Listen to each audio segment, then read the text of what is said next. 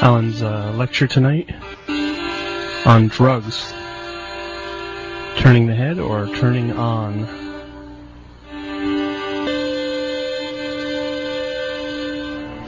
I suppose that next to the question of racial disturbance, there is no more controversial problem about the domestic affairs of this country at the present time than drugs. The word drugs has a very funny semantic problem. You have a place called a drugstore, which is perfectly inoffensive and a regular part of the scene of life in these United States. But at the same time, you have a word, drug, as when we say a person is drugged, which means that he is happy but incompetent, under the influence of heavy medical sedation. We also have another word that should be drugged, I suppose, if we use it in that way, which is called drunk. Because a person, even pleasantly inebriated with alcohol, is just as much drugged as a person might be under the influence of morphine. He is rendered insensitive and vaguely sleepy.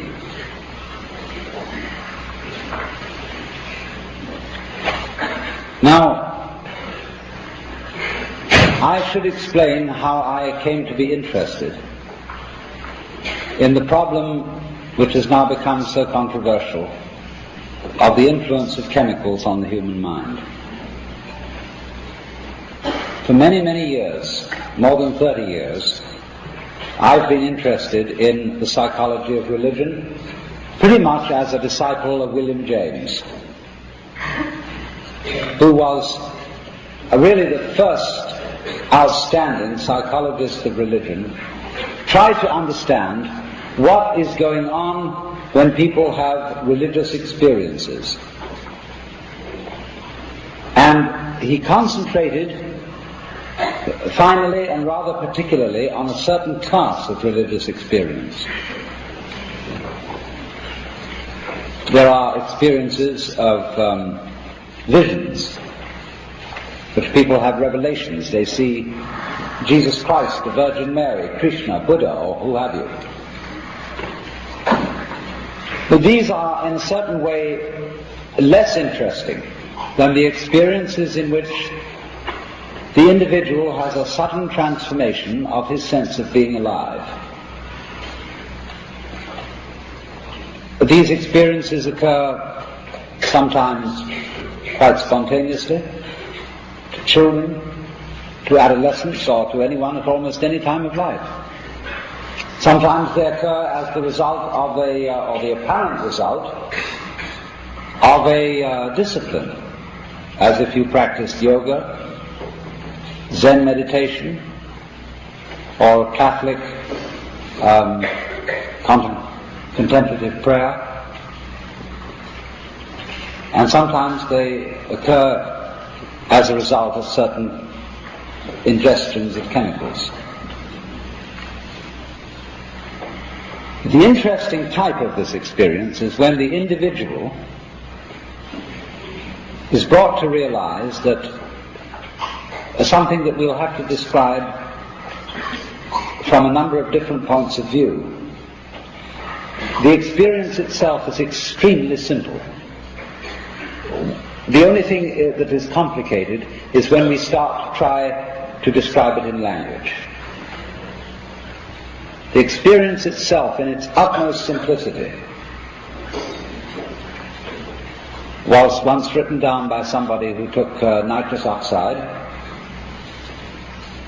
and had a sense of total clarity about all the problems of life. And as he came to out of the experience, he had his pencil poised over a sheet of paper to write down what was the real nitty-gritty about this.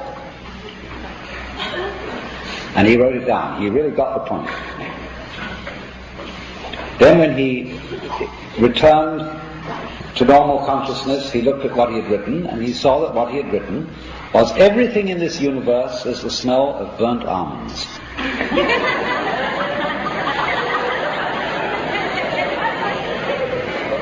Over which the academic community had a good laugh and said, well, obviously this was a perfectly frivolous enterprise.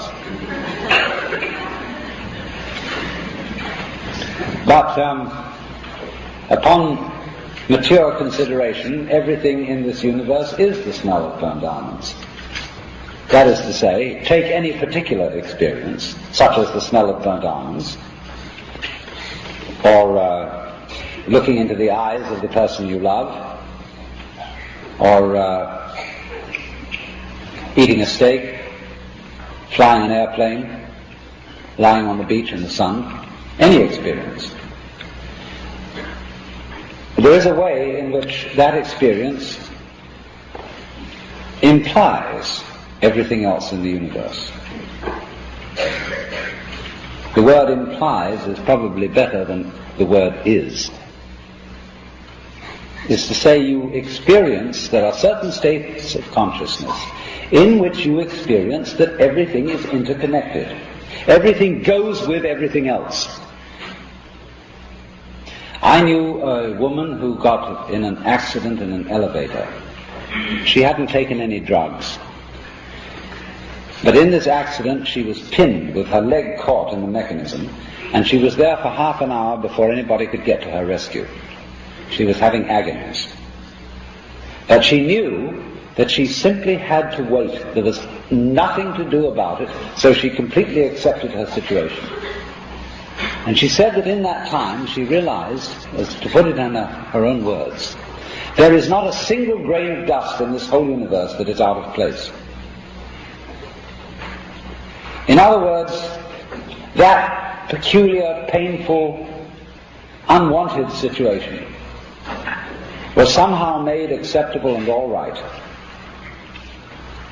because it fitted in to a harmonious arrangement